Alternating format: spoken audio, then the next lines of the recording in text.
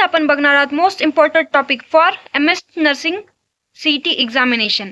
तर बघा, जे की खूप इम्पॉर्टंट ठरणार आहे तुम्हाला एक्झामिनेशनसाठी, हे टॉपिक आज आम्ही कव्हर करून घेणार आहोत. तर मी दीक्षा कातल्यावर तुमचं सगळ्यांचं स्वागत करत आहे द ड्रीम अचिव्हर्स गायडन्सला. तर आज आपण बघणार आहोत the most important topic for MST CET nursing. तर ज्यांनी कोणाला बघायचं असेल हे टॉपिक्स त्यांनी लास्टपर्यंत व्हिडिओला बघा, कारण थोडं व्हिडिओ बघितलं की थोडेच टॉपिक करतात. तर त्यामुळे ह्या व्हिडिओला पूर्ण लास्टपर्यंत बघा आणि टॉपिक समजून घ्या. तर पहिला सब्जेक्ट आहे आपला बायोलॉजी. तर त्याचे हाय वेटेज दिलेले आहेत. तर पहिलं टॉपिक आहे ह्यूमन रिप्रोडक्शन. आता ह्यूमन रिप्रोडक्शनमध्ये कोणतं टॉपिक येईल तर बघा, गॅमेटोजेनेसिस म्हणजेच काय, गॅमेटबद्दल, स्पर्मॅटोजेनेसिस, ओजेनेसिस हे सगळे तुम्हाला विचारले जाऊ शकतात. मग सोबतच मेन्स्ट्रुअल सायकल, हे याच्यावर 4 फेजेस असतात, त्या 4 फेजेस बद्दल तुम्हाला सुद्धा विचारले जाते. त्यानंतर बघा, सेकंड टॉपिक म्हणजे कंट्रोल अँड कोऑर्डिनेशन.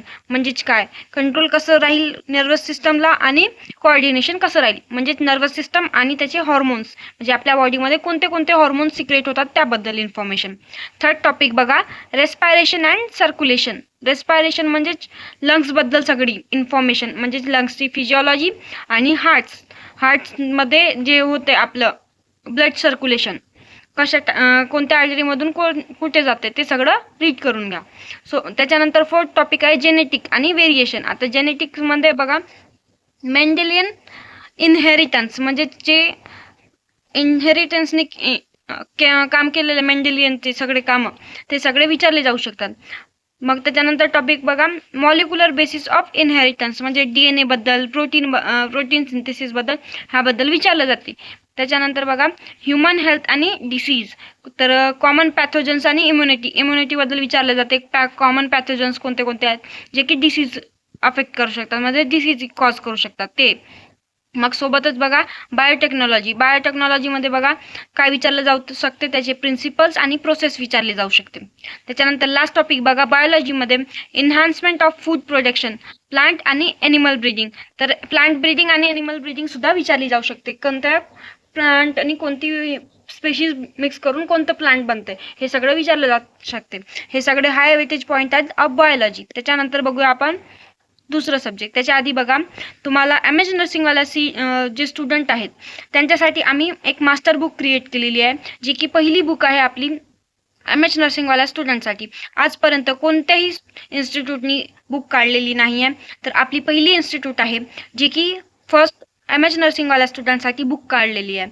तर त्याच्यामध्ये आपले 5 सब्जेक्ट दिलेले आहेत आणि त्या 5ही सब्जेक्टमध्ये एका सब्जेक्टचे 500 MCQ असे 2500 MCQ तुम्हाला दिलेले आहेत आणि हे तुमच्या सिलेबस अकॉर्डिंग अपग्रेडेड केलेले आहेत. त्या बुकमध्ये सुद्धा तुम्हाला फीचर्स म्हणजेच 4000+ MCQs मिळतील. सोबतच आम्ही जे दिलेले होतं मागल्या वर्षी मॉक टेस्ट ते सुद्धा इन्क्लूड केलेले आहे आणि ह्या बुक सोबतच तुम्हाला 40 मॉक टेस्ट सुद्धा मिळणार आहेत आणि 5 ऑफिशियल CET पेपर, जे की शिफ्ट वाईज झालेले होते पेपर, ते सुद्धा तुम्हाला पेपर सॉल्व्ह करण्यासाठी मिळणार आहेत. तर हे सगळं मिळणार आहे तुम्हाला 799ला. सोबतच जे हे बुक आहे आणि ते जे तुमचे MCQs आणि मॉक टेस्ट आहेत ते सगळं लेटेस्ट पॅटर्नने आहे, जे की तुम्हाला हेल्प होईल. तुमची जे पेपरची हे आहे आपली कॉन्सिस्टन्सी आणि कॉन्फिडन्स, हे सगळं बिल्ड होण्यासाठी हेल्प करते. आणि सोबतच जे आपले क्वेश्चन्स दिलेले आहेत त्यांच्या आन्सर की सुद्धा दिलेली आहे. आणि हे बुक तुम्हाला ज्यांना कोणाला वाटतंय परचेस करा त्यांनी आताच परचेस करा. सोबतच तुम्हाला लाईव्ह सेशन पण देण्यात येतील. त्या लाईव्ह सेशनमध्ये तुम्हाला ॲक्युरेसी आणि तुमचे इम्पॉर्टंट टॉपिक आणि तुम्हाला जे टॉपिक वीक वाटतंय त्या टॉपिकला क्लिअर केले जातील. तर ज्यांना कोणाला परचेस करायचे असेल त्यांनी आताच लगेच जॉईन करा आमच्या द ड्रीम अचिव्हर्स गायडन्सला आणि व्हिडिओच्या डिस्क्रिप्शनमध्ये तुम्हाला लिंक मिळून जाईल, तिथे जाऊन जॉईन करू शकता. त्याच्यानंतर बघा, फिजिक्स सब्जेक्ट. फिजिक्स सब्जेक्टला कोणते कोणते इम्पॉर्टंट टॉपिक आहे तर रोटेशनल डायनामिक्स, त्याच्यामध्ये विचारलं जाईल मुवमेंट ऑफ इनर्शिया. मग ऑसिलेशन, सिम्पल हार्मोनिक मोशन विचारलं जाऊ शकते. डायनामिक्समध्ये लॉज विचारलात आणि थर्मल प्रोसेस विचारली जाऊ शकते. वेव्ह ऑप्टिक्स विचारलं जाते, त्याच्यामध्ये इंटरफेरन्स आणि डिफ्रॅक्शन विचारलं जाते. सोबतच बघा, करंट इलेक्ट्रिसिटी, किंचवर्थ लॉ, म्हणजे त्याच्यामध्ये लॉज आहेत त्याला लॉ विचारलं जाऊ शकते. Magnetic field due to electric current, हे सुद्धा चॅप्टर विचारलं जाऊ शकते.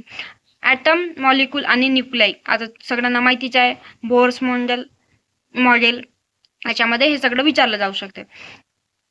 त्याच्यानंतर लास्ट टॉपिक बघा, सेमी कंडक्टर्स, डायोल्स आणि लॉजिक गेट्स हे सगळे विचारले जाऊ शकते फिजिक्समध्ये.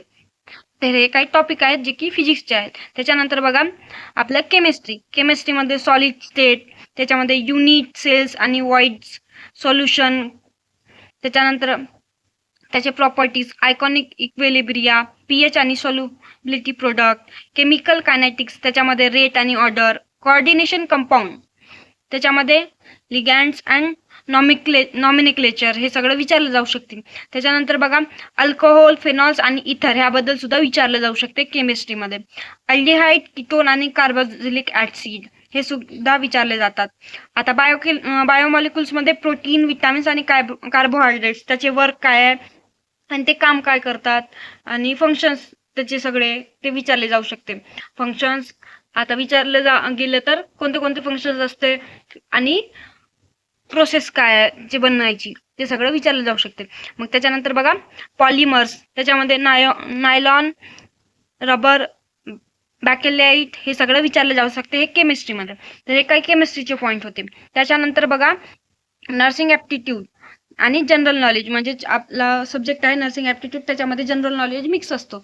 तर त्याच्यामध्ये बघा नर्सिंग प्रोफेशन इन इंडिया, त्याच्यामध्ये इंडियामध्ये कोणत्या कोणत्या प्रकारे हिस्ट्री क्रिएट झालेली आहे इंडियाची, पहिली नर्स कोण होती इंडियामध्ये, किंवा पहिली कॉलेज कोणती होती नर्सिंगची, ते सगळं एज्युकेशनबद्दल विचारलं जाते. किती वर्षाचा काय असते, नर्सिंग म्हणजे काय असते, हे सगळं विचारलं जाऊ शकते तुम्हाला नर्सिंग ॲप्टिट्यूडमध्ये. मग फर्स्ट एडबद्दल विचारलं जाते, फ्रॅक्चर, हॅमरेज आणि बर्न्स. आता फ्रॅक्चर कोणत्या टाईपचे असतात, हॅमरेज विचारलं जाते, बर्न किती जाते, बर्न स्केल विचारली जाते, बर्नमध्ये कोणते कोणते स्केल्स असतात ते सुद्धा विचारलं जाऊ शकते.